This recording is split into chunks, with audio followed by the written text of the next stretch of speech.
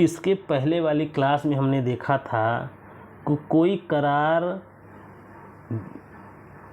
करार संविदा तब होता है जब वह विधि द्वारा प्रवर्तनीय हो, और करार विधि द्वारा प्रवर्तनीय तब होता है जब वह विधिक आभार का सृजन करता हो, और करार विधि का आभार का सृजन तब करता है जब धारा 10 में बताई गई शर्तों की पूर्ति होती हो।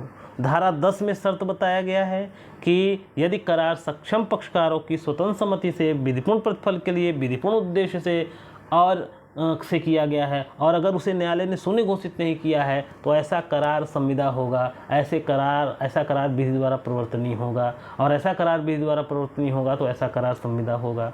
यानी इसके पहले हमने आपको बताया कि करार को संविदा होने के लिए कई आवश्यक तत्व हैं। उसमें से एक आवश्यक तत्व यह भी है कि करार स्वतंत्र सम्मति पूर्वक किया गया होना चाहिए।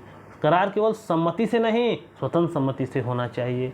करार स्वतंत्र सम्मति से तब माना जाता है जब वो धारा 15 में परिभाषित प्रपीड़न, धारा 16 में परिभाषित असम्यक असर, 17 में परिभाषित कपट, 18 में परिभाषित दुरुपदेशन और 20, 21, 22 में परिभाषित जो भूल है अगर उसके अधीन नहीं प्राप्त की गई है तभी वह सम्मति स्वतंत्र होती है। और ऐसी सम्मति अगर इन सब से प्रभावित है तो वह सम्मति स्वतंत्र सम्मति नहीं रह जाती। और जिस पक्षकार की सम्मति स्वतंत्र रूप से नहीं प्राप्त की गई है संविदा के लिए, वह उसके विकल्प पर शून्य करनी होती है। वह न्यायालय में जाकर उसको शून्य घोषित करा सकता है।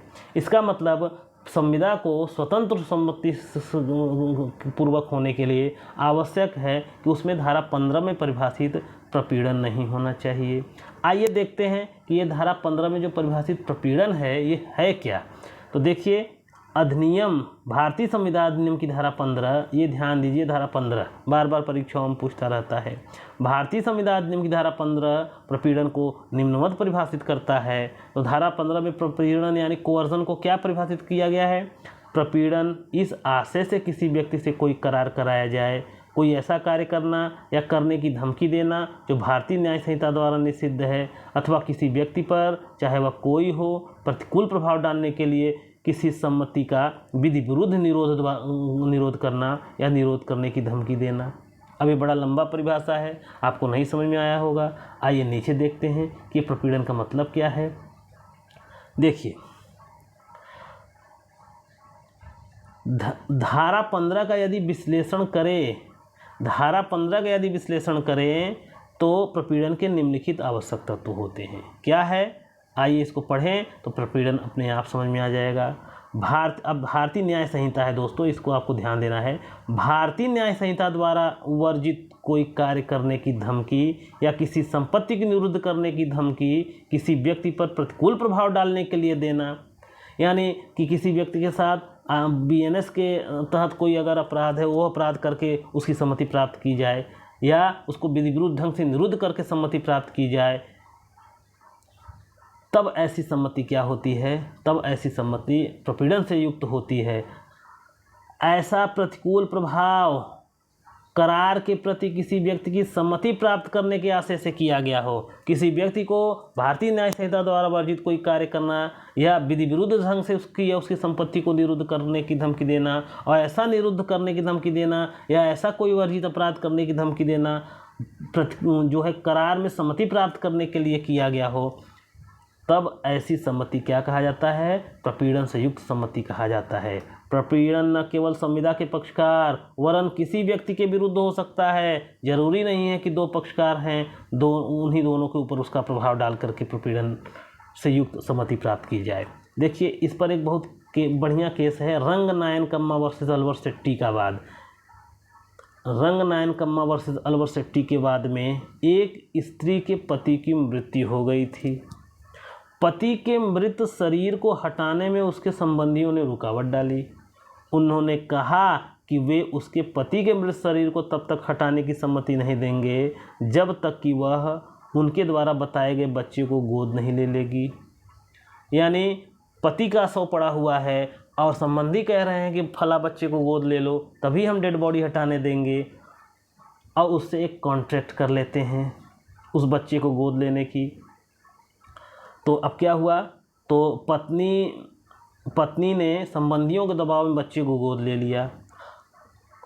तत्पश्चात दत्तक ग्रहण को इस आधार पर निरस्त करने का बाद संस्थित किया, जब पति का डेड बॉडी हट गया तब ये बात दाखिल किया कि क्या कहा कि उसने दत्तक प्रपीड़न के अंतर्गत प्राप्त किया था। न्यायालय ने निर्णय दिया कि सम्मति प्रपीड़न से प्राप्त किया गया था।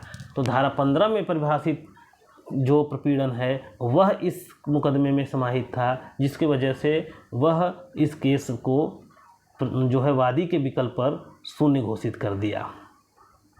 अब ध्यान देना है कि भारतीय न्याय संहिता द्वारा कोई आपराधिक कार्य करने की धमकी देना या विधि विरुद्ध ढंग से किसी शरीर संपत्ति को निरुद्ध कर देना, और ये सब करना इसलिए कि किसी व्यक्ति की सम्मति प्राप्त कर ली जाए और किसी संविदा के लिए, किसी करार के लिए, तो कहा जाता है कि ऐसी सम्मति स्वतंत्र सम्मति नहीं है, वह प्रपीड़न से प्राप्त की गई है, कोअर्जन से प्राप्त की गई है। लेकिन हर